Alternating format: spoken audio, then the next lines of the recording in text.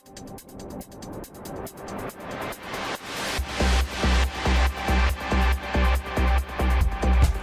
into your seats and get ready. It's time for the Mortarpod.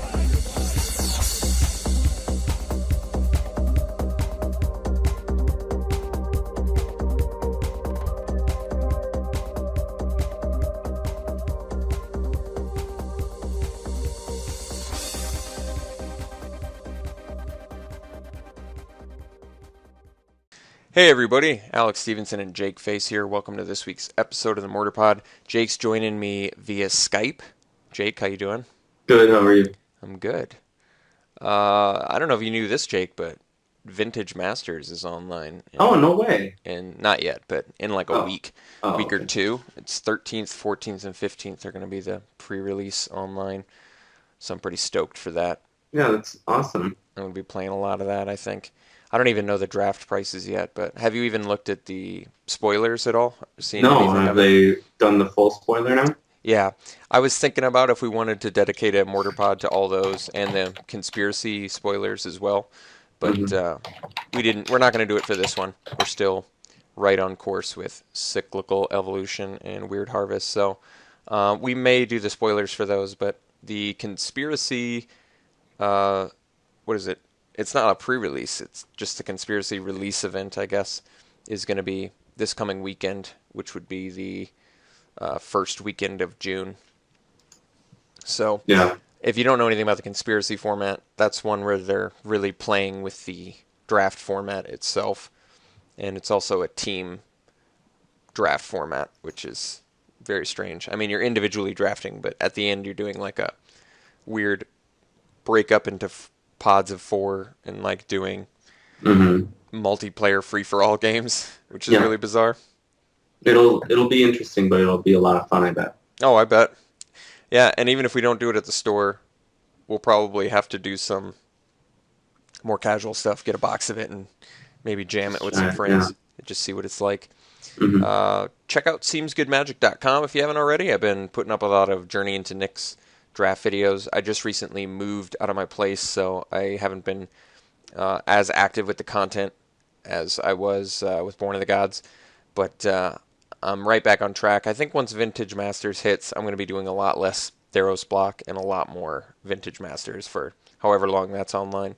Because I would like to get full power 9 if that was possible. But do you know how rare that stuff is, Jake? Like how it's going to be like replacing, like you have a 1 in 52 shot to get your mythic, and then on top of that, I think there's like a small chance to get your the power 9 in that slot. So it's like it's just super deep how rare it's going to be.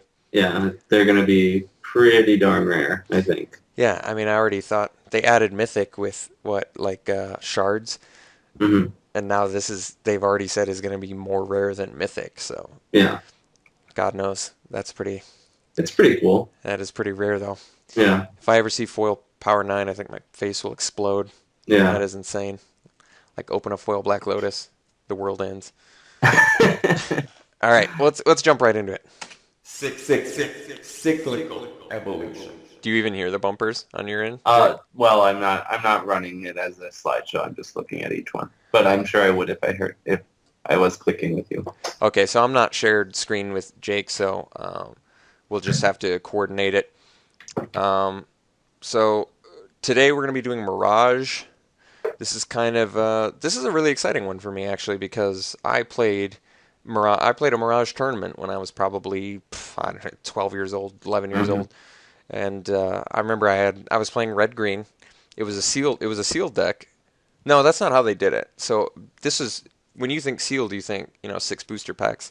This was what were those decks? They gave you a starter deck, Yeah, and then they gave you some like booster 2. packs. Yep, that's what it was. So it was like starter deck and maybe 2 booster packs, and you had to make a deck. And I magically was able. I was one of the few people that was able to make a 2-color deck. And I don't remember everything I was playing, but I definitely remember beating people with Crash of Rhinos. So that was always really cool. Yeah, I was a big amazing. I was a big Timmy player, so I wanted the big fatties. Do you have any fond memories of Mirage? I do remember loving it. I remember it I guess I know that it's not that great. I just know that I loved it at the time, and I thought it was just the coolest thing because of I really liked the flavor of it. The colors were so rich, and it seemed like there was just such a personality to the set.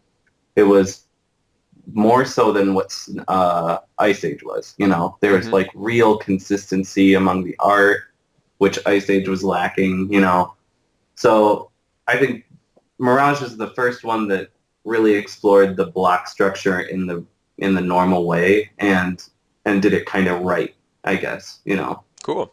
I mean, plenty of cycles to go through, which we were commenting on when we were making this PowerPoint. Yeah. What are all the mechanics of Mirage? We got phasing and Flanking. Those were the two that were brought in new. Okay. Or made new for it, and then they brought back cumulative upkeep. Oh, okay. That was in Mirage as well. Mm-hmm. All right. Well, let's jump right into it. What do we got? We've got, starting it off, Grave Servitude, Armor of Thorns, Lightning Reflexes, Ward of Lights, and Soar.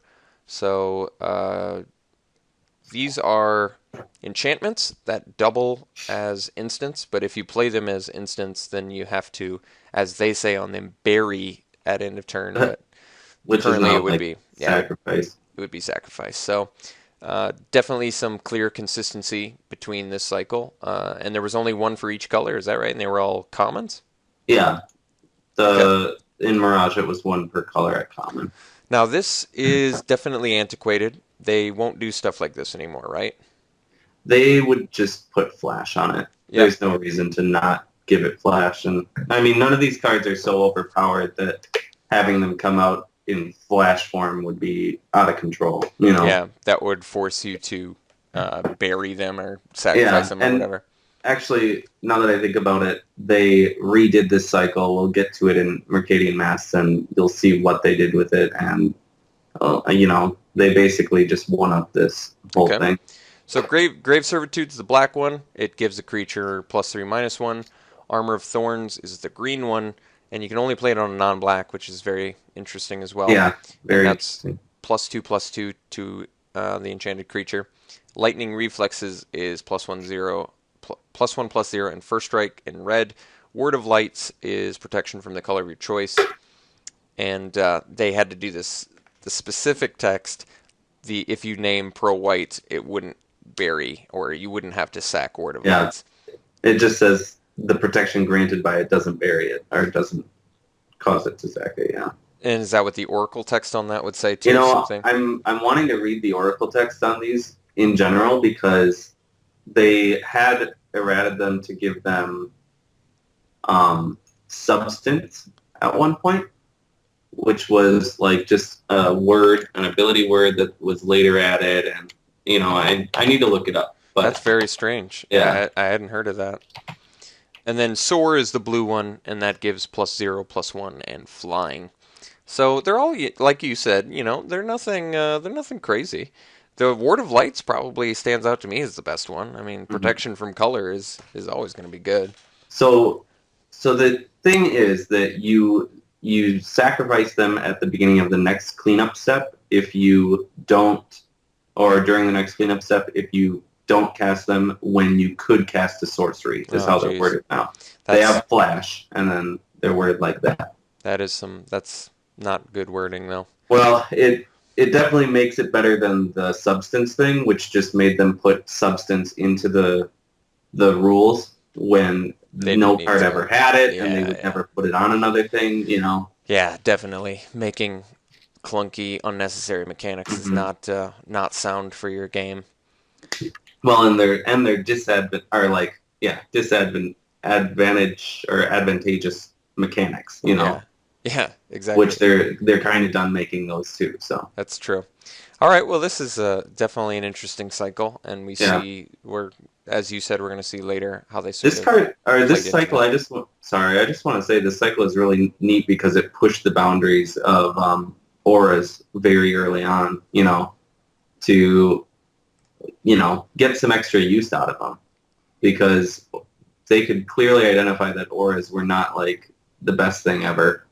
So these really did push what auras could do. Yep, they were playing with the dynamics of it and trying to make it more versatile. They were a lot of fun to play with too. All right, next we have the Guild Mage cycle. So we've got Armorer Guild Mage, Civic Guild Mage, Granger Guild Mage, Shadow Guild Mage, and Shaper Guild Mage. So these are all 1-drop creatures. Were they commons? Yeah, they were all common. Okay. Mm-hmm. Very interesting, because commons typically don't have multiple abilities, right? Mm-hmm. I mean, they tend to not do that, but each of these guild mages has 2 off-color abilities, and I mean, this is definitely a cycle.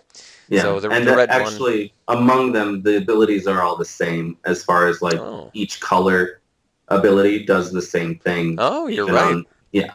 That is very interesting.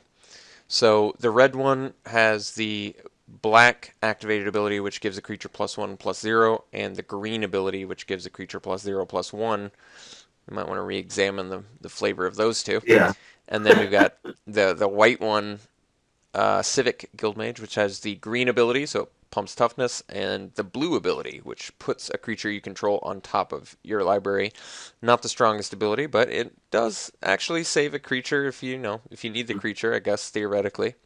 In limited, I'm sure it has more practical uses than it does in. Then we have the Granger Guildmage, which gives First Strike, the white ability, and then it's got the red one that deals a damage to a creature or player and 1 damage to you. That one is far and away the best that I can see. Hands down, kills other guild mages without question, basically. Mm-hmm. So Granger's definitely a good one. We've got Shadow Guildmage, which has the blue and red activated ability, and then we have the Blue Guildmage, which has the white and black abilities. If you were to rank these from best to worst, how would you rank them, Jake? I think I'd start with Shadow, and then probably do Granger, and then Shaper, and Armorer, and Civic at the bottom. Oh, that's too bad for Civic. Yeah, I think Shaper actually has more use than what it looks like initially, because you can attack in with a creature. They don't want to block because you can give it First Strike, and then if it gets through, you can pump it for 1 extra power as if the Shaper attacked, So I think the Shaper is a little more versatile than the Armor Guild Mage, actually, If you were to just rank the activated abilities in order, how would you rank them? Red one is definitely number 1. And then I'd probably say it is tied for black and white. And then I'd put green and blue. I don't think blue is anywhere above 5th place. Yeah, I think I can agree with that. That putting it on top of your library is just returning it to your hand would have been detrimental enough. Yeah. Well, I mean, enough of a setback, but putting it on top of your library is too much. Yeah. Because then actually losing your draw, I think, is just too much. Mm-hmm. Yeah. But this is definitely a cool cycle, and I remember all of these seeing plenty of play during Limited. Absolutely. Yep. All right. Pretty clear. Next, we have the land cycle. So we have Bad River, Floodplain, Grasslands, Mountain Valley, Rocky Tar Pit. And if you're a Cube player, maybe you recognize some of these, because these are definitely in Cube. I've seen... I mean, I imagine they must have all been in Cube. They wouldn't have just brought in a couple, but I've definitely seen Floodplain and Bad River. They put the whole cycle in Cube. So it was kind of curious that they picked this cycle to do Cube as opposed to the other fetch lands. These are fetch lands, but they come into play tapped, and then when you sack them, you don't have to pay a life, and the land definitely comes in untapped. Mm-hmm. I'm sure they saw plenty of play at the time. Even in Standard, yeah, I'm sure they did too. I think actually Frostbloom was one of the popular decks at the time, so maybe Bad River was like the best one then. Think so? Bad River's the best? So. That's cool. I guess I don't remember. I definitely don't remember what the standard decks were like around that time. I mean, maybe Grasslands was good too, because you had because in white-green you probably were doing like an Armageddon type strategy, so you didn't really want your lands to come in tapped. I mean, these are good. These are definitely good. They're not as good as the Zendikar or the Onslaught fetches, however. But this was the first iteration of fetch lands that I do think existed. the blue ones play best, just because you usually don't need first turn mana in those colors, you know. And it was cool actually having a land that could go and find your dual lands. Yeah, exactly. So it's such an early advantageous application for these lands. Mm-hmm. And I'm sure that was like the only reason that you'd really want to jam them. Just find your dual lands. Fixing, that was probably pretty magical for fixing at the time. Yeah. Not much else to say. Cool pictures.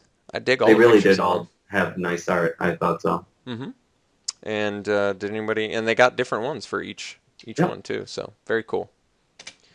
Okay, next we have sort of an unusual cycle. We've got Barbed Backworm, Sukkataw or Sukkataw Firewalker, Karoo Meerkat, Molest Spirit, and Wildfire Emissary. So each of these, we've got Barbed Backworm in black, Firewalker is blue, Meerkat is green, Molest Spirit is white, and Wildfire Emissary is red. So what is the... I think I can figure it out. All of these seem to have some sort of color hating in them to their enemy, one of their enemy colors. Mm-hmm. Yeah, these are all... I think this cycle is uncommon creatures that color hate. And then there's another cycle that's just uncommon that color hate the opposite colors. But though that cycle also can, and we'll see it in a second, but that one also had a couple creatures in it. But this one, it makes the wheel as far as the red one has pro-white, the white one has pro-black, the black one screws with green, and then the green one screws with blue, who screws with red, you know? It's true. It seems to fit it pretty well. I mean, Barbed Backworm and Sukkataw Firewalker seem to be the outsiders to this only because they straight up don't have the protection on I think they must have thought that Firewalker was too good with pro-red, with like honest-to-God pro-red, because just sit there and block red creatures and then ping out other red creatures. I mean, this would be a nightmare against a Goblin deck. Yeah, and not only that, it wouldn't be able... if, like you said, not giving it protection at least lets you like Pyroclasm or something, you know? Mm-hmm. So you at least have a way to get rid of it. Earthquake, anything. Yeah. If it was protection, the Firewalker would be too good. See, that's the classic dilemma of giving creatures pro-red. Red in, you know, that's in general, that's how they deal with things. Yeah. They burn them. Yeah. So red has to have like more damage can't be prevented effects to really get past it if you're going to push pro-red. Pro-red is it's a slippery slope. Pro-black has a little more give to it because they have -1/-1 that they can do massively, you know? Yep. And that always transcends the protection, so that doesn't matter, yeah. Yeah. And I guess the Barbed Backworm kind of has a protection from green in that you don't ever want to block it with a green creature. That's true. Because you can just spend mana to kill the green creature. And even multi-blocking, you know, that's a real dangerous big... too, yeah, that is very dangerous to do. So it's, you know, they're kind of interpretations on protection that don't completely hose the color, you know, because Barbed Backworm can't do that on defense and hold back green creatures, which it would have been a nightmare against a green deck if it was pro-green and they just couldn't attack into it, you know. Molest Spirit seems like it hurts black pretty bad. Getting the evasion as well as the protection, so you can't, you know, terror, dark banishing it or whatever, and it's just flying in and getting you for 3 each turn.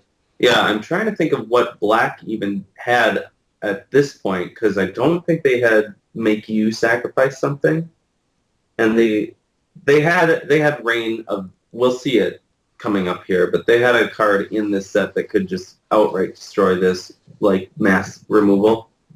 They've had Hellfire in the past, so black has had mass removal that doesn't target, you know, or deal damage, I guess. So it would have an easier time with Molest Spirit than green would have with a protection from green creature, you know. Okay. Cool cycle though. I'm down with it.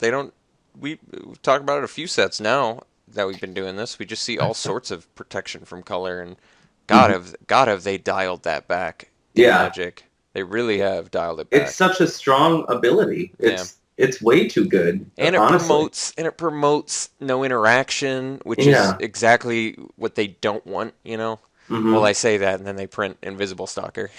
Yeah, So, but they admitted that that was like not the way to go with that card either. yeah, the most uninteractive thing you Yeah, could possibly like just design. land it, throw something on it, and swing. Yeah.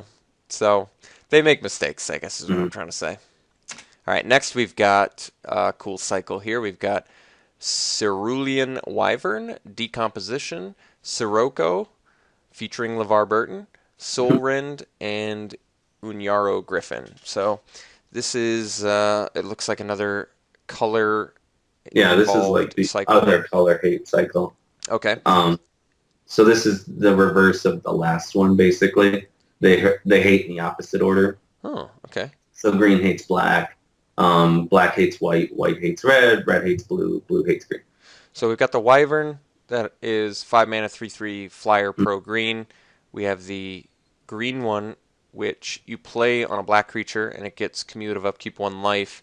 And if it's put into the graveyard, its controller loses 2 life. That one's kind of a funny one. Yeah, it's really shitty. It's very, yeah, it's not nearly debilitating enough for how narrow it is. Hmm. We need to add that to the crap draft, by the way. Yeah, It's yeah. going. That's And a then good we've idea. got Sirocco.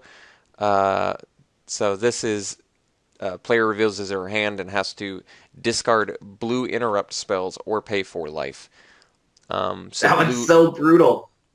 Oh my god, I forgot how brutal that one is. Well, that one's kind of interesting. Blue interrupt. That wasn't blue instance at the time. Is that Well, right? it is now, so it's like it's much more brutal now. Oh, okay. You But at know. that time, it was like people don't realize maybe they separated interrupts from Hmm. instance. So a counter spell, anytime a spell could target a spell, then it was an interrupt. That was what an interrupt was. So counter spells were interrupts. Cards like Magical Hack, Sleight of Mind, and all the Thought Lace cards, those were all interrupts at that time too. And then also, I guess, Dark Ritual. Soulrend is the black one. It destroys a white creature, and you get to draw a card at the beginning of the next turn's upkeep, which is another antiquated sort of Hmm. thing. But that was 2 mana. That's pretty efficient. And then we've Hmm. got Unyaro Griffin, which is white, and it's a 2/2 flying griffin, and you can sack it and counter a red spell that assigns damage to you or a creature you control. This one's really interesting, and actually, I want to kind of read The uh, Oracle, yeah. Let me Oracle know. on that one. Yeah, let me know what the Oracle is on that. But Now they've actually cleaned it up. Counter target red instant or sorcery spell. okay, that makes sense. I can Yeah. get behind that. It's what they're is essentially what they were trying to word on there, but Mm. they kind of went about what it was supposed to target. It feels like in a roundabout way, Yeah, exactly. and it makes it overly complicated when I think Hmm. it could have been more simple. And what it comes down to is there just aren't that many red instants or sorceries that don't straight up deal damage. You know, they are destroy effects and don't play land effects and stuff like that. But the vast majority of red instants and sorceries deal damage. So it's a much better catch-all in my opinion. Okay, cool cycle.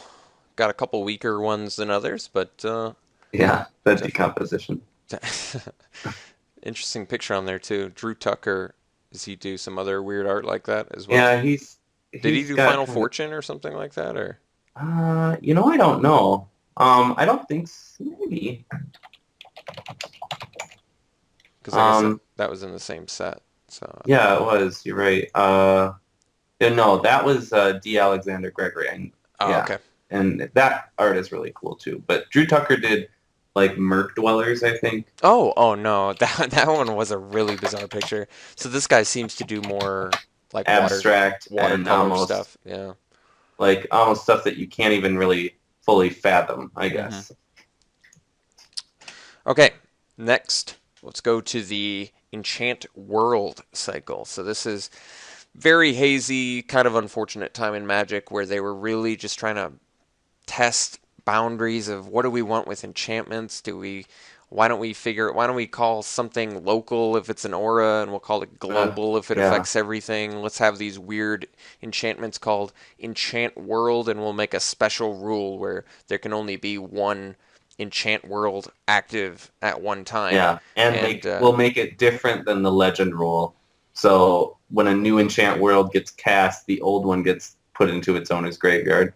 And the other one was you couldn't even cast a legend if it was already out on the board. Unfortunately, this whole plan really did not pan out well at all.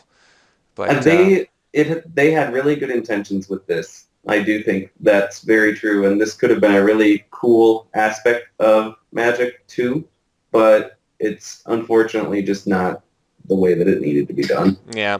Well, I mean, let's briefly go through what each one does. So we've got Bazaar of Wonders in blue, and this exiles graveyards, and then when spells are played, you counter it if it's got the same name as a card in play or in any graveyard. So that's kind of interesting. It kind of makes you want to. It like punishes you for basically having a 4 of all around deck.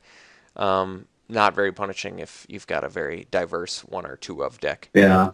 It's sad that it like eliminates all graveyards first Yeah, when it comes up. and it's pretty clear why they did that. There might have been, it would have made it so maybe mill. It could have made it so like mill would have been Mill would have been bonkers. way more punishing. Yeah.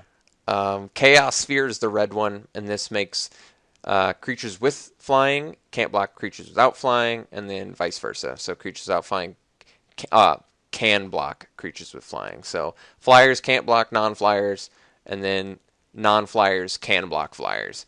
So it's really weird how they did that. You know, you almost think they could have just made it where it was like creatures with flying lose I'm pretty flying. sure you can just say creatures block. without flying gain reach, and then creatures with flying can block or can't block creatures without flying. So Yeah, it's kind of an ugly looking text box. you have to read it a couple times to really fully grasp it. But And it doesn't help that the picture is really screwing with your mind as well. It doesn't even.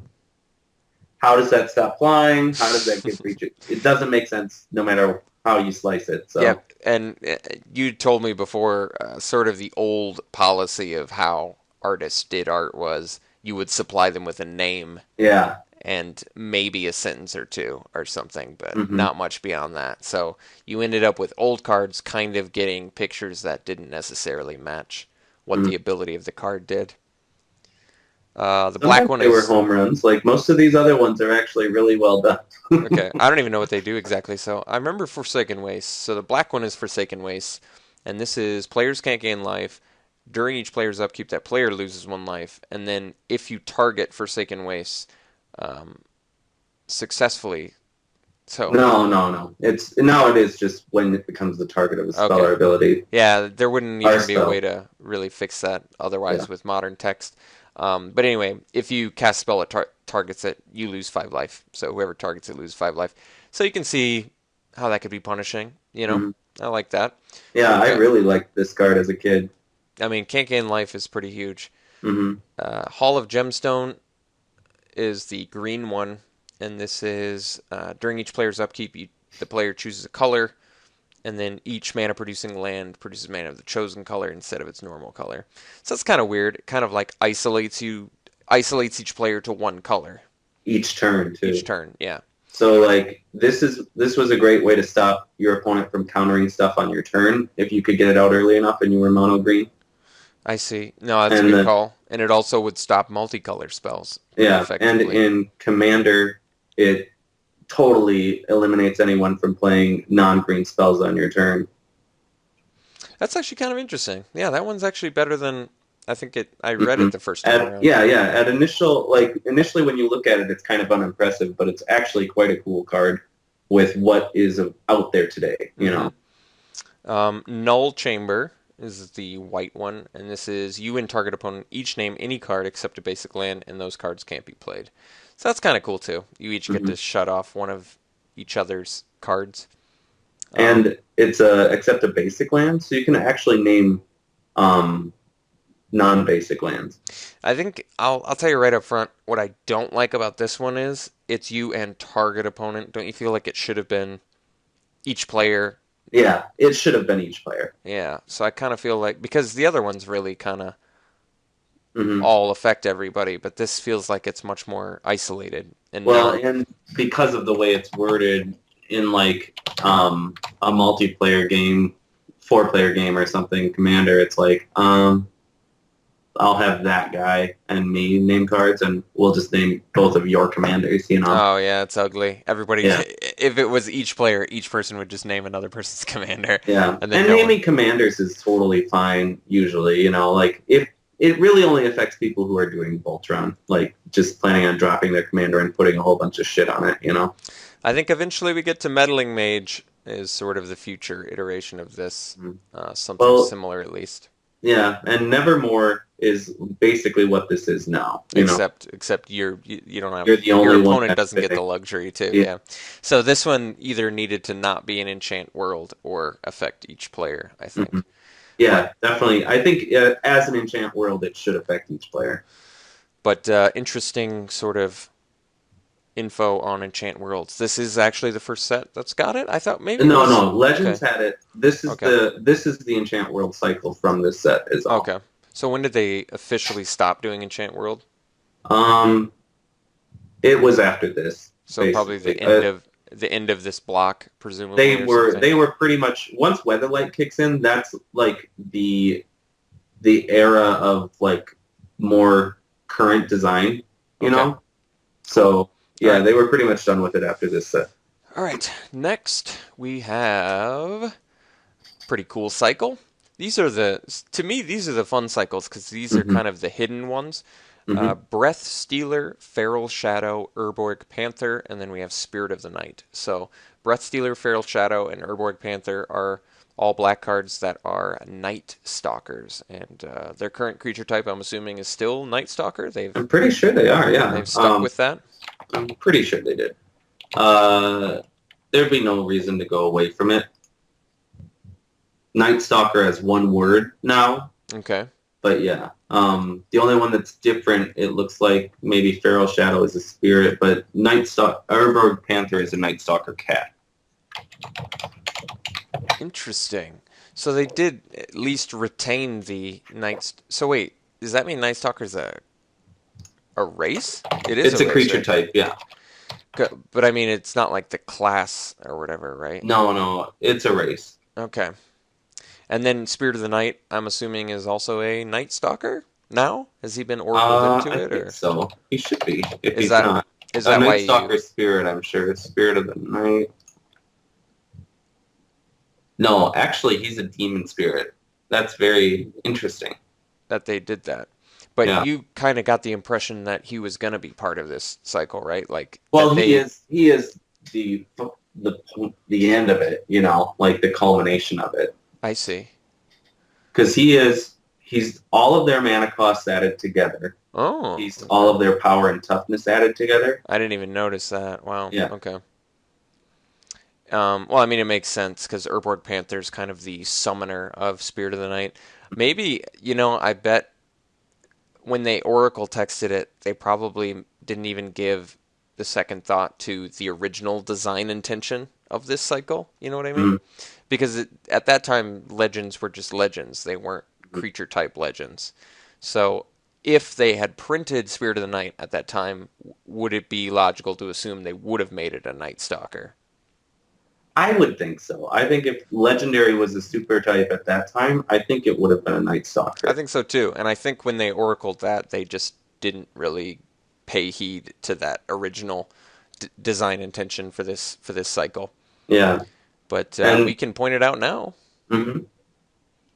Changing Feral Shadow to a spirit, I think that was a mistake too. No, they didn't change Feral Shadow to a spirit. It is still a Night Oh, Stalker. okay, cool. Okay. I just thought maybe it was a Night Stalker spirit. Oh, okay. Okay.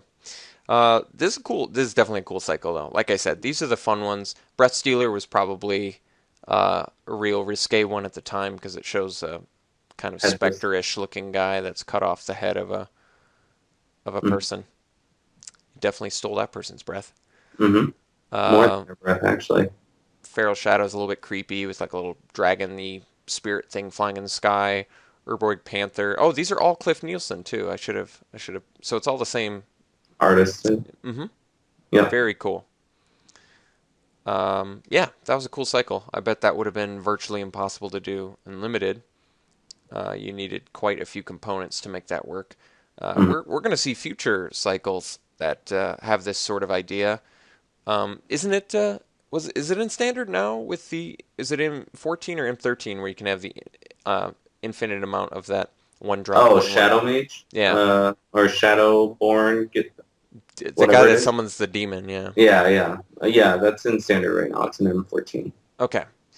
It looks like that never got to see any play, but that has been sort of a thing that they've come back to a few Mhm. times, where it's like sacrifice these things, get Yeah. this permanent, and it never seems to pan out really. No, it's strictly a casual thing. Hmm. They also did it with in Shards block with the Sphinx's Herald, Dragon's Herald, Angel's Herald, Demon's Herald, and Beast or Behemoth's Herald or whatever.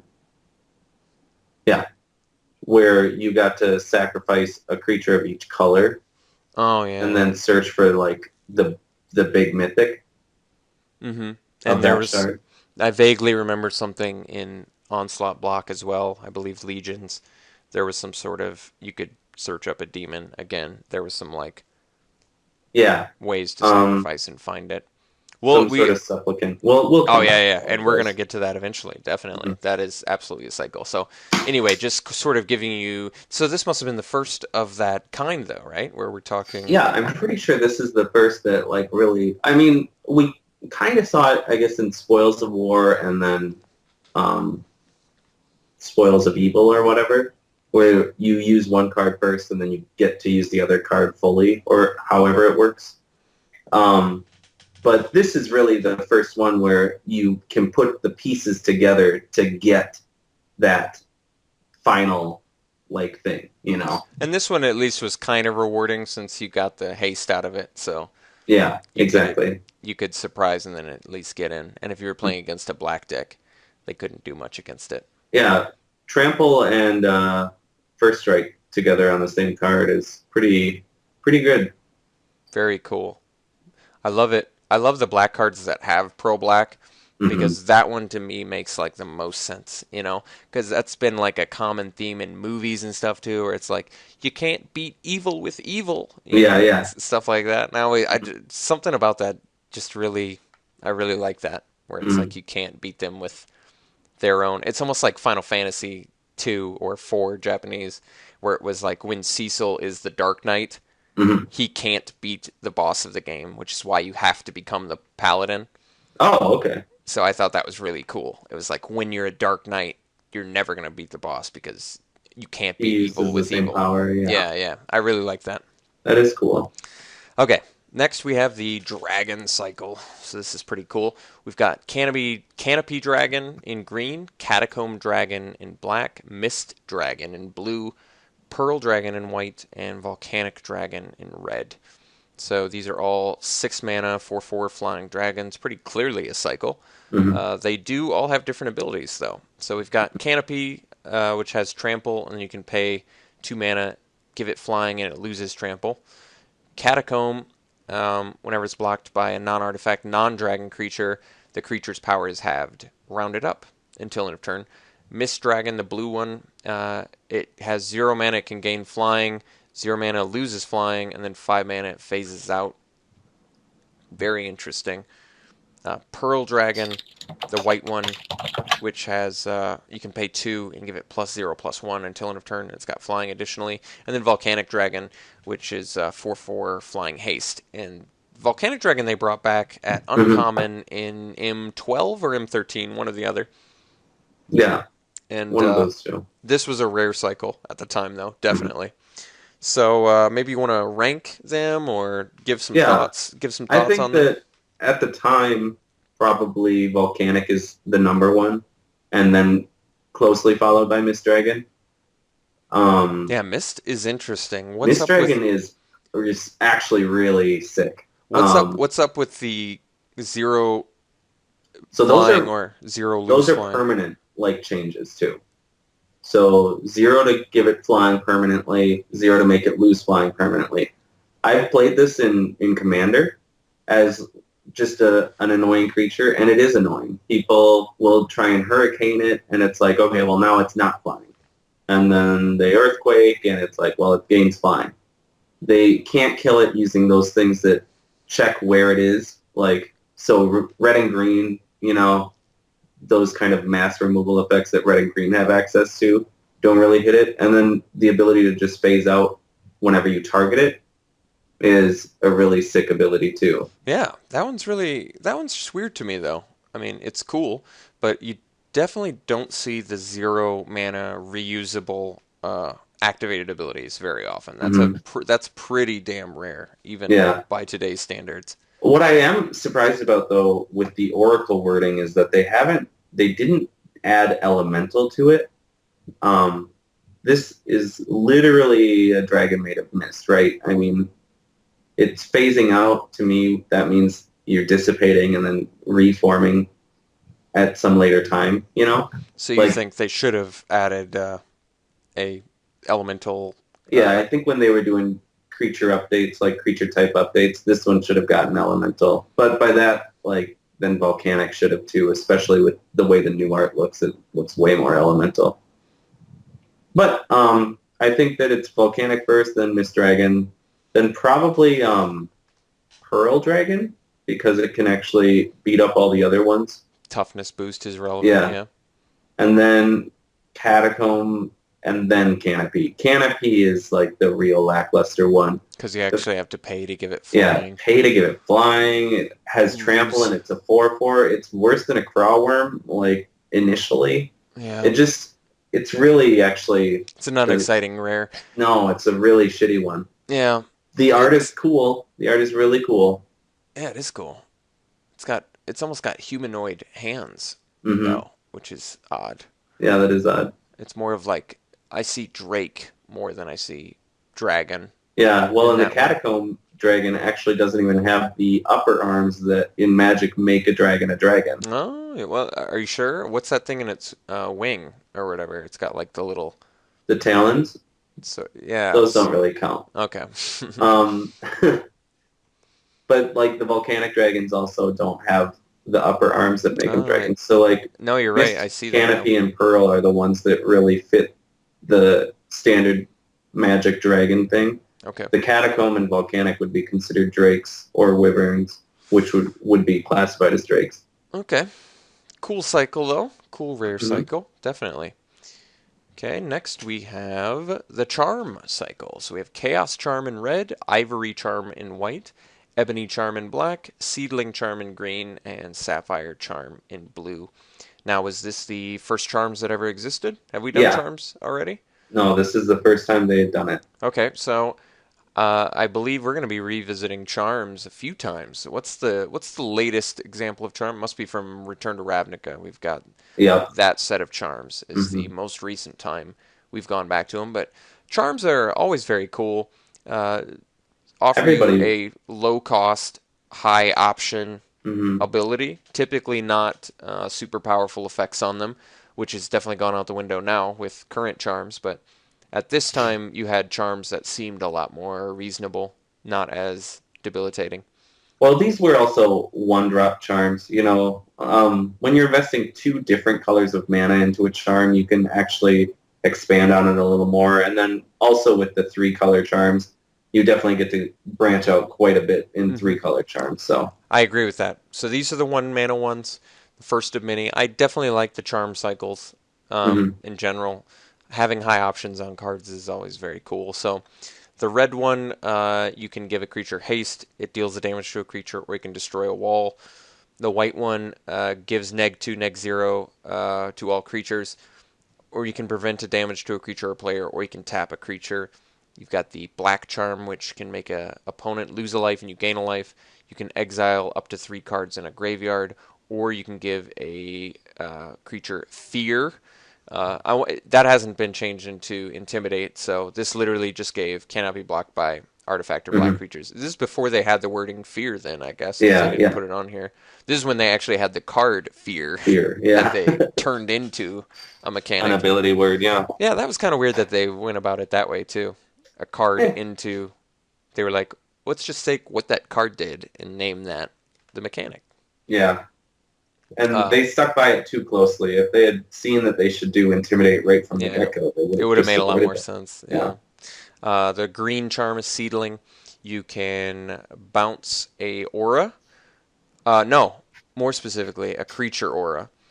Or you can regenerate a green creature, or you can give a creature trample. And then the blue charm is you can draw a card at the beginning of the next turn's upkeep, or you can phase out an opponent's creature. Interesting that they put that so you don't get into the battlefield.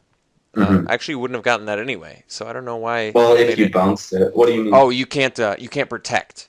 It's Oh, not. yeah. It's not for protection. It's for literally getting a creature your opponent controls out of combat, and then you can give one of your guys or a creature flying. So do you Yeah, sort this of one have? would have been Sapphire would have been way too versatile if that phase out thing would have hit any creature. Yep. Then it was like it would have been pro removal as Yeah. well as removal. Yeah. So they And I wanted think that it. it would have stepped on Reality Ripple's toes a little too much, which is the phase target artifact creature or land out Oh, card. okay. Do you have a ranking that you've got for the first charms ever? I think in limited, I would put Chaos Charm pretty high, and Sapphire Charm like right under it, and then Makes sense. maybe Ivory Charm after that, and then Ebony and Seedling.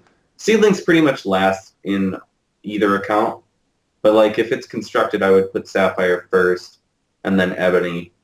And I agree with that. I agree. I'm a little bit bothered that Seedling seems to be so narrow because return a creature aura seems narrow, and Mhm. regenerating only a green creature also seems a little bit too narrow. Yeah, I feel like Seedling actually should have been destroy an enchantment or destroy an aura for one green. Maybe they were. I think they were still a little bit hesitant about doing that for one mana, though. Destroying an Yeah, enchantment for they did one have green. destroy target wall for one red, which is like just straight up blow up your creature, Mm-hmm. on Chaos Charm. So I think that blowing up a creature or like an aura with enchant creature would have been just fine. Even if but it wasn't, any enchantment, I would have been much happier with any aura. The fact that Mhm. it's just a creature aura, I feel like makes it unnecessarily Yeah. narrow. It kind of works the same way in combat if your opponent doesn't have a flash aura out there. You can bounce it to their hand, remove the effect for a minute or And then whatever you're doing. get the kill on the creature. Yeah. hmm Yeah, I think I agree with your ranking system, though. It makes sense. Chaos Charm and Sapphire being so good at actually like dealing with, they're very good reactive one mana charms, whereas the other ones feel like they're much more board state dependent. Yeah. I might not be valuing the regenerate a green creature or trample abilities on Seedling Charm as highly as I could. The problem with creatures in this set, though, as far as limited would go for Seedling Charm, is that the green creatures that already had trample were already like big enough, and then you had Veil Babworm, which was a 5/5 that got smaller for each creature blocking it. I think it was beyond the first two, but I can't remember exactly. But there wasn't a lot of creatures with a large amount of power that didn't either have trample or were not just going to die in combat anyway. Okay. So you're saying maybe they already had trample, so it was like Yeah. So it was like less good. yeah, it was like too much. It should have almost been +1/+1 until end of turn. Yeah. Combat. Yeah, that would have been better. Combat trick. hmm Okay. Cool. First charms. How about pictures? You want to rank those? Or do you I actually really like all of them equally. I think. Cool. The Ivory Charm and Ebony Charm, because of the backgrounds, I think I like them less. But the Seedling Charm, I think, is my favorite. It's very the cool. charm itself is very green. Yeah, is really cool looking, and then held by a hand with the forest background is really cool. That is cool. But the two Steve Luke ones, the Sapphire and Chaos Charm, are definitely my second favorites. Then, Yeah, they have cool They have cool like borders on them, or cool. I don't know. The actual what's encasing the charm looks really cool. Yeah, exactly. And then the same with the Ivory Charm and Ebony Charm. They're actually quite good. Ebony Charm in particular is really sweet looking.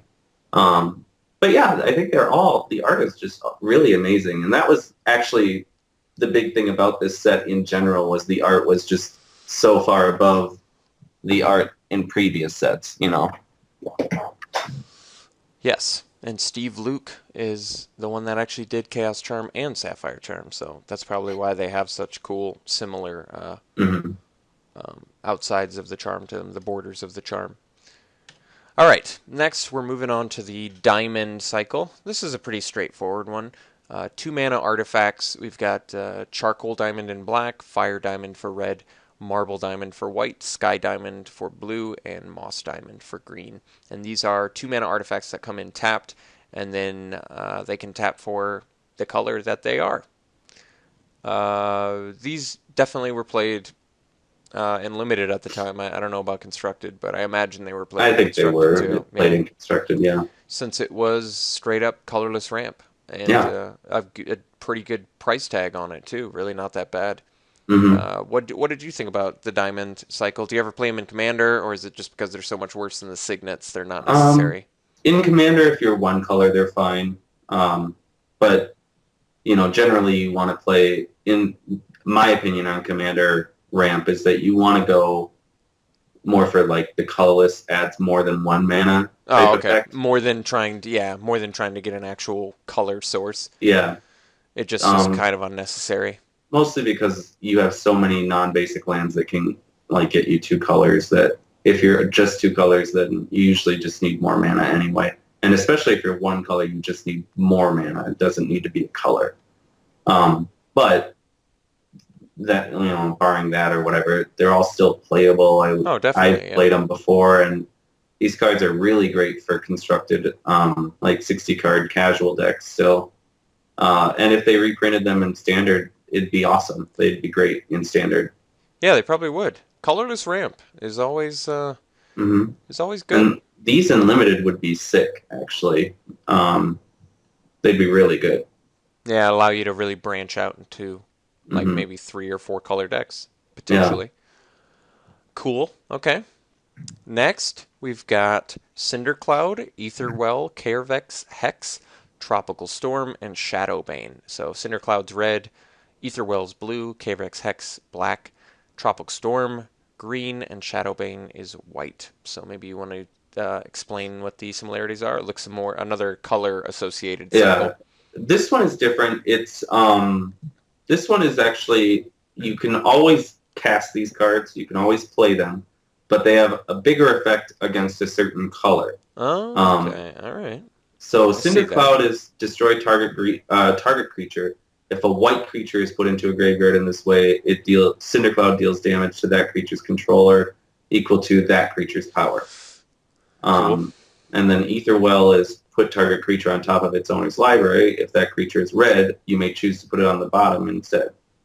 Carevex Hex deals 1 damage to each non-black creature and 1 extra damage to each green creature. Tropical Storm similarly does X damage to each creature with flying and 1 damage to each blue creature. Shadowbane is prevent all damage to you or a creature you control from one source, and if that source is black, you gain 1 life for each damage that was prevented. So, just to clarify, Tropical Storm, if your opponent had a 4/4 blue flying creature and you paid 5 converted mana costs on it, it would deal 5 damage to the blue creature? It would deal the 4 as well as the damage, yeah. Okay, as well as the additional blue. Mm-hmm. Okay, cool. Cindercloud, very representative of an antiquated red ability. We had Fissure. That's already been printed, right? Or not at this point? Yeah. Okay, so we had in dark. So we had Fissure already being printed, and they just don't do this anymore, which is red straight up having creature destruction. Mm-hmm. And how do you feel about that? You think that was the right choice? I do and I don't. I see why they branched out away from it, because they want black to kind of be the monopoly on that. Yeah, and a white gets it too in a different way, but it's a little disappointing that they never give red just like the, triple red, sorcery, destroy target creature or land or something like that. I agree. I think obviously as a red player, I'd love to see it, but it's sort of sad because We played Commander a few times online, and I'm always jamming Fissure in there. Fissure, yeah. I love it. Yeah. And this cloud is, I bet it's Cindercloud perfectly is, yeah, playable. Yeah. is totally playable because sometimes you do get that extra effect, and that's fine, you know. Yeah, especially on like a what's the avatar that's like equal to, Sarah? yeah, do it on a Sarah Yeah, avatar and you Avatar, win the yeah. game. Yeah. So that's kind of cool. Um, Definitely a cool cycle. What's the name? I guess the Shadowbane one was prevent all damage to you or creature you control from any source, and then if it's black, gain 1 life for each. Okay. Do you have a ranking system you've got for these? Like what you thought best to worst? Um, I I think that Cindercloud is first, and then Aetherwell, and then Tropical Storm, and then it's like a toss-up between Caravix, Hex, and Shadowbane, Shadow. yeah. Yeah. I'm a little underwhelmed by them as well. I mean, this was a rare cycle then? No, these are uncommon. Now that's impressive to me because Tropical Storm is so close to Hurricane. Yeah, but it doesn't hit Deal to players, so players. it's Okay. not a win condition. I see. I see. So that does make sense then that they could put it at uncommon. I think I agree with you about Aetherwell. That is very good. Mhm. This is still in blue today. That put creature on top stuff. You know, we saw Yeah. uh, grasp of phantasms Hmm. or grasp of phantoms. Yeah. I always screw that one up. Yeah, And I then know. grip tide. You know, stuff like that. Hmm. Even in white, we've seen it too. That ability. You Yeah, know. excommunicate, Yep. lapse of certainty to a lesser extent too. I see what you're saying though, where it like puts it on top. Hmm. But that same goes for blue with like memory lapse. You know, old school counterspell. It puts it on top. Hmm. But I love that effect. In limited, it's so powerful. Yeah, I agree. It is very strong in limited. So I mean, people just there literally is a point where you can play an effect like that and just put your opponent in a situation where they 100% cannot win. When Yeah. you're eliminating their draw like that, and there are no cards in hand, it is 100% they can't do anything. So Hmm. that kind of effect where that much inevitability is pretty impressive. Yeah, it's great. Okay, next we have the tutor cycle. We've got enlightened tutor, Hey, worldly. I'll be right back, okay? Okay, we've got enlightened tutor, worldly tutor, and mystical tutor, and these have all maintained play even today. I don't know all of the decks where they've maintained play, but the white one, enlightened tutor, uh, definitely in cube, you're going to see some of these tutors, and they definitely see play. But they all search for a certain type of spell and then put it on top of your library. So in the case of enlightened tutor in white, you can search for artifacts or enchantment cards, just one, and reveal it, put it on top of your library. Worldly tutor, the green one, does it for creatures, obviously. And then you have the blue one in mystical tutor, which gets you instants, sorceries, mana sources, or sorcery cards. Now that's kind of interesting. I guess I didn't realize that. So it's funny to me that the worldly tutor only finds you creatures, whereas enlightened tutor lets you get artifacts or enchantments, and mystical lets you get instants interrupts. I gotta ask Jake when he gets back about mana sources. I mean, this lets you search up any land card too. That's really impressive. Mystical Tutor is the one that stands out to me as probably being the best, but I've definitely seen a lot of Enlightened Tutor played as well. I'm trying to think of the name of the deck in Legacy that played Worldly Tutor. Um, I can't quite think of it, but Oh, I'm back. I was just commenting. Um, Mystical Tutor can search up mana sources, so that can find you any land you want as well. Is that right? Or is that not a mana source? No, no. Mana sources, at this time, and this is, everybody asks that, at this time they had added mana source as a spell type. Dark Ritual got changed to mana source Oh, I see. in Mirage. Okay. So what would the Oracle text on Mystical Tutor probably be? Oh, it is just instant and sorcery. Okay. All right. That's reasonable. So what's sort of the explanation to why the green one only lets you get creatures, whereas the white and the blue one let you get, multiple spell types? Um, I'm not exactly sure. They definitely could have done land on wood. Yeah, creature or land. I was just gonna say, and if Hmm. they were concerned about that, make it a basic land or something. Yeah, I mean they definitely could have done it. I think they just I don't know. I don't know why. I think maybe they had red as go get a land or something like that Okay, initially and then dropped it because you'll see like once we do visions that red is the only one that didn't really get one. interesting. Yeah, Yeah. they likely because they already had instant and sorcery covered with blue. Hmm. It should have been like blue. Well, no, I guess that does make sense. It would have had to have been like blue gets the instant and red gets the sorcery or something like that. And red getting sorcery, I guess, would have allowed him to get like fireball and Caravec's torch that came Hmm. out in this set. But instead, they're like, nah, let's just give blue both. Yeah. And it still makes sense for blue to do it because blue is like the most magically inclined color. But, I kind of feel like red should have gotten something. Um, it's just like there weren't enough types to give, you Okay. know. Yeah, they should have. Maybe they shouldn't have tossed so many on 2-on-1. Maybe they just shouldn't have done that. I don't know. But so these are the first three. We're gonna see at least one more in the next coming blocks. Next, we have Atog and Foratog. So Atog's actually not in Mirage, but Foratog is, and this is a Mhm. 3-mana 1/2 Atog creature. And you can pay a green, sack a forest, and give it +2/+2. Obvious similarities to Atog from Antiquities. That was a 2-mana 1/2 as well, or one cheaper, I guess. So it was a 2-mana 1/2, and then you could give it +2/+2 by sacking an artifact. Uh, I used to, in my a little bit of a digression, but when I played Chandelar, I had a deck that was all ATOG based because you could get all the mocks in and then Mhm. your Lotus and just power them out turn one and sack them all on turn two. Because in Chandelar, your opponents don't have 20 life or whatever, so it was like you Yeah. could you could consistently win on turn two with your turn one ATOG. But so this is the first continuation of the ATOG cycle. There are many more to come, including the most famous Psychotog. Yeah. Um, Ugh.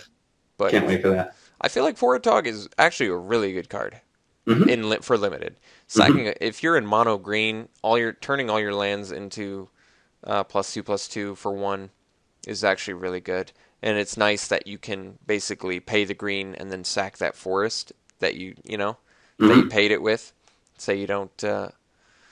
Yeah, I'm wondering why they felt that it was necessary to make you pay green when I think every other Atog that they made is not like doesn't make you pay mana to sack. I see what you're saying. So the other ones are free, but this one actually costs you the. So they just really didn't want you to be able to use the Use the resource as mana, yeah. well as sack it.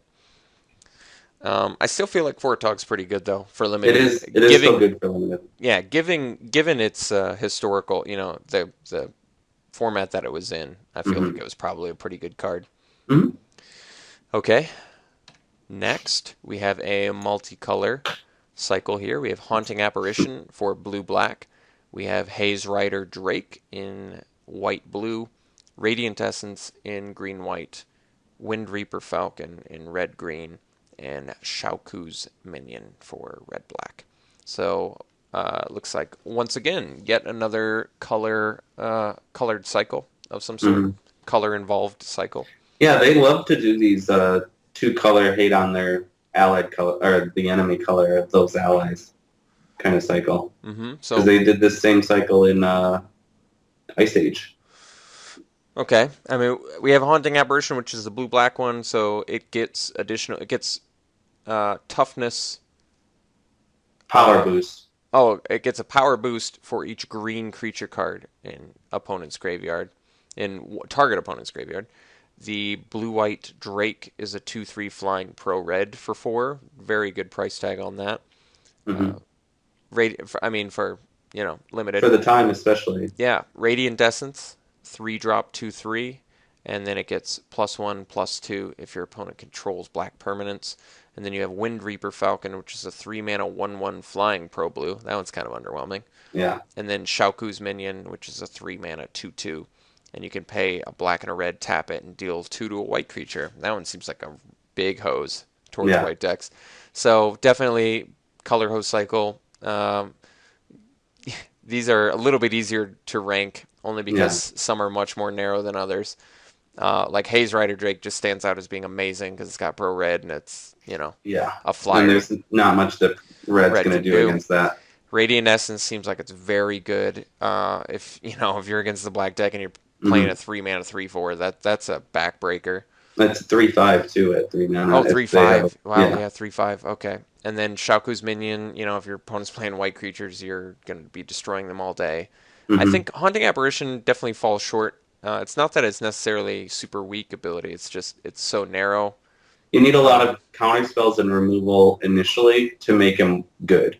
Could also benefit with mill cards. Yeah, but your opponent also has to be playing green, so he has no place. Like Haze Rider Drake, you would play in limited, regardless, and Radiant Essence the same. No, definitely the same with Essence. 2 3s for 3 are always good.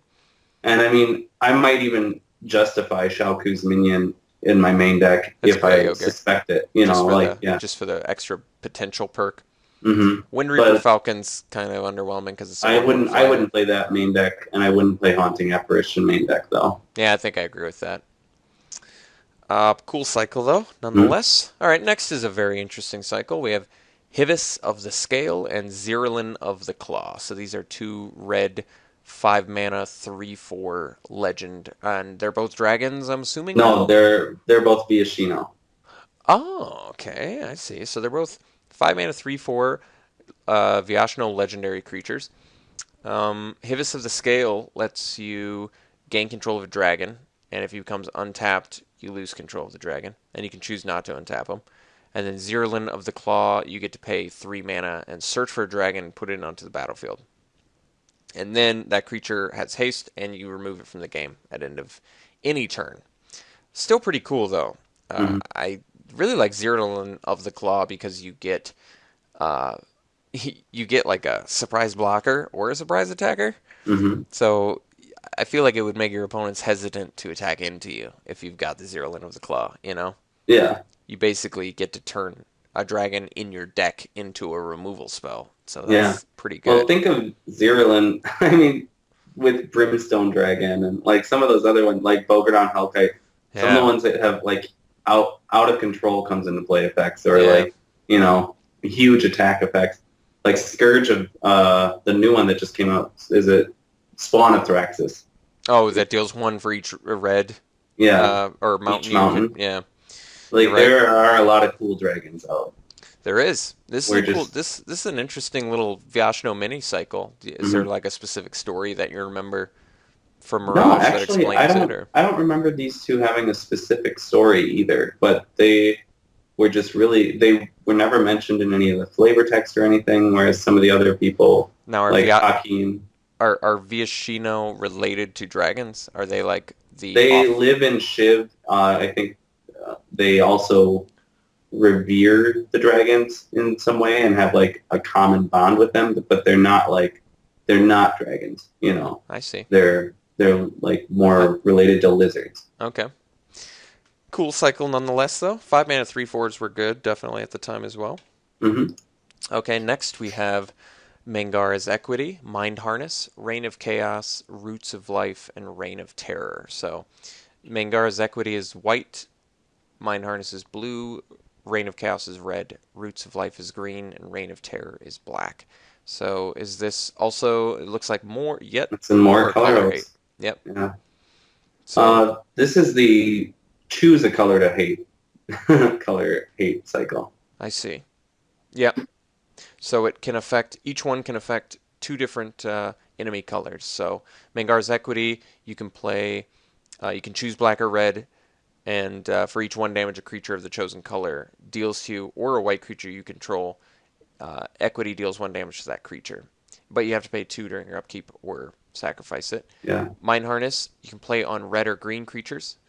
and it has cumulative upkeep 1, and you get to gain control of an enchanted creature. That one seems way too Yeah, good for that's a legacy. way too That's a good. legacy card. Okay, I believe that. That is Yeah, insane. 1 just mana steal mind your control. Tarmogoyf. That is not fair.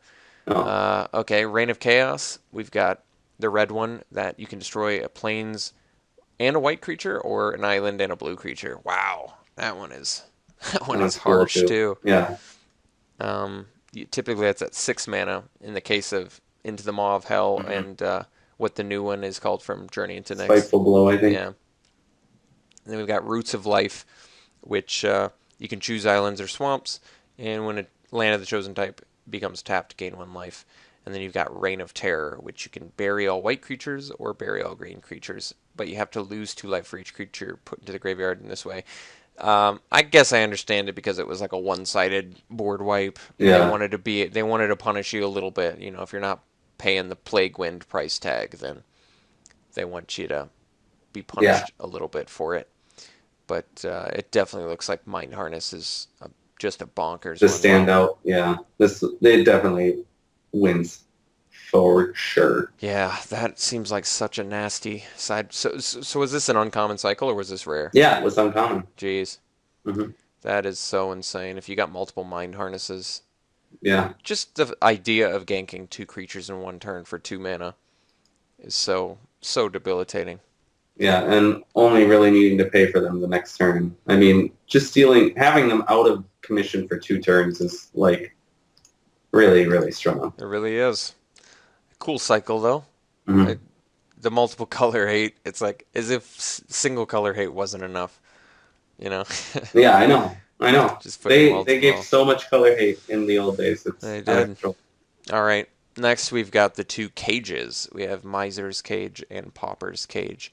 And these are 3 mana artifacts. Miser's Cage, at end of target opponent's upkeep, if they have 5 or more cards in hand, it deals 2 damage to them. And then Pauper's Cage, guess what? During their upkeep, if they have 2 or fewer cards, it deals 2 damage to him or her. So, do you sort of see the relationship between the two? They both have to do with 2 cards. Mm-hmm. And these were like kind of their fix to the Rack and Black Vice, which I think they deemed too good. I see. For 1 mana. Unfortunately, these are too bad. So yeah. I don't really like them. They're way more restrictive. Pauper's Cage, not actually that bad. Okay. Similar to Shrieking Affliction, in that it's much easier to make your opponent not have cards in their hand. I see. And whereas Miser's Cage, Cage, it's really difficult to get them up there. And then, shocking them for not having cards in their hand is much more debilitating than letting them have like 6 or more cards and shocking them, Mm-hmm. Okay, I mean, not too much to say about that cycle. Yeah. Next, we have Serene Heart and Tranquil Domain. So these are 2 mana instants, and Serene Heart destroys all local enchantments, and Tranquil Domain destroys all global enchantments. So really, Serene Heart destroys all auras, whereas Tranquil Domain destroys all just enchantments, non-aura enchantments. Mm-hmm.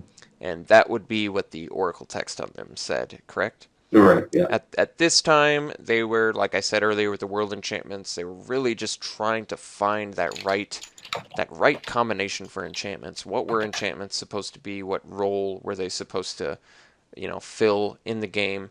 And the local global thing just did not work right. It wasn't. No. It was too narrow. It just wasn't a productive addition to the game.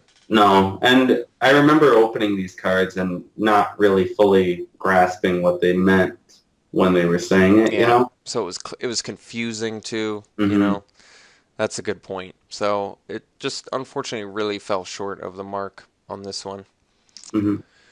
Okay. Weird. Uh-oh. Harvest. Weird Harvest, everybody. Oh my god. Okay. So, Weird Harvest is the segment of the show where we talk about a weird card from the past, and specifically referring to the name of the card and the picture of the card. We've been pulling one from each set that we're going over for Cyclical Evolution, and this one's no exception. This week we've got Malignant Growth. So this is a really weird multicolor Mirage card. It's a 5 mana enchantment. It's got cumulative upkeep 1. During your upkeep, put a growth counter on it. And during target opponent's draw phase, he or she draws an additional card for each growth counter on it. And then for each card that opponent draws, Malignant Growth deals 1 damage to him or her. So this is kind of a weird one. I think I actually understand a little bit better what it was theoretically trying to do. Since it was green and blue, the idea that they are drawing cards is like, I'm thinking the growth itself was actually giving them powers. Yeah. I think that's what it was. Because, I mean, let's just quickly talk about the picture, because this is what makes it a weird harvest card. You see some sort of man who's obviously in some pain, and he's covered in a very odd looking, like when you think malignant growth, you think cancer, so you think of more like greenish, grayish, tumorish things. But this is like purple, very vibrant purple red colored growth. It's almost fungal looking. Yeah, and that would make sense with the green in the spell. But I think flavorfully why your opponent's drawing cards is that the growth is giving them some additional powers at the cost of their health. I think that I still don't like it. Like, I don't like the flavor of what they were going for, because I still don't think it makes that much sense. But I see what you're saying for sure. The other thing I would have liked more about this card is if it allowed you to choose a player when it came out, so that you could choose yourself and make Get your own yourself, bonus. Yeah, like take this damage and have this kind of thing be happening to you. The fact that it has to hit your opponent is like, well, and then the damage is only dealt to them per the number of counter or cards they drew from Malignant Growth. It's not even How many drew that total? Yeah. like that turn, even That though would've- this effect happens during their draw step. That would have been So better.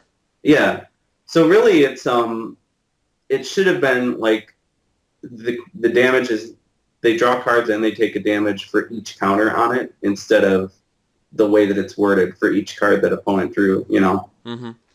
I agree.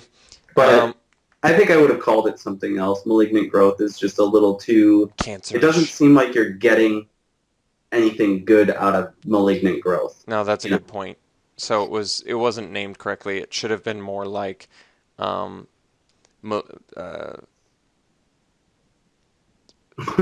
Well, what is like?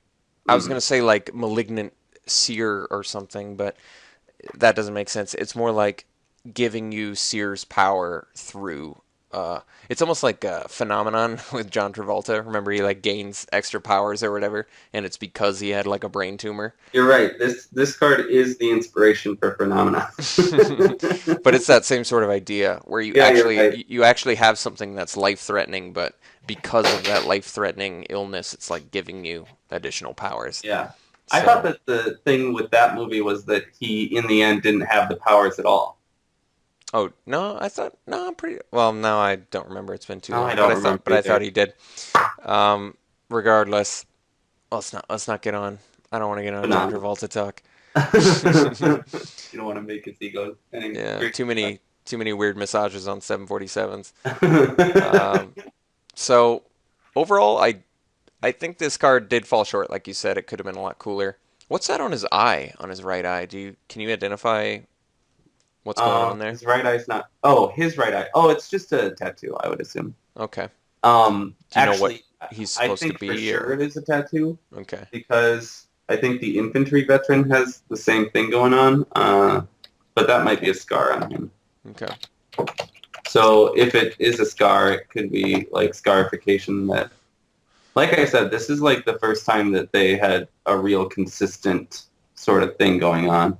Yeah, infantry veteran has it too, but I think it's a scar on him. Okay.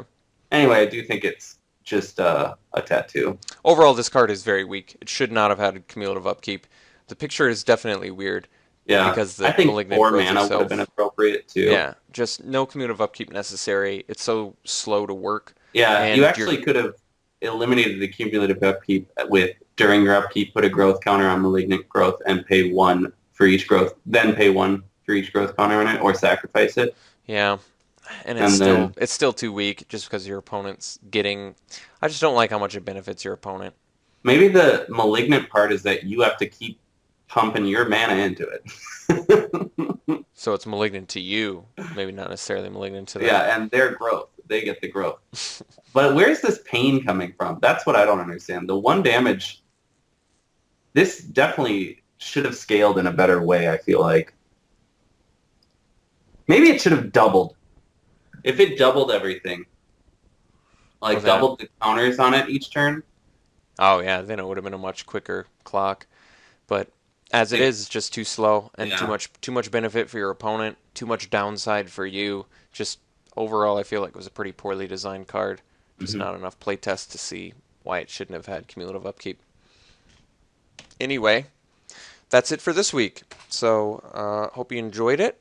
We're gonna be back next week. I'm sure we've got to dive right into Visions and Weatherlight, right? Yep, those are the 2. All right. Well, hope you enjoyed it. Check out SeemsGoodMagic.com. Just a couple weeks and we got Vintage Masters coming online. I'm kind of looking forward to I that. can't wait. All right. We'll see you guys later. Have a good one. Later.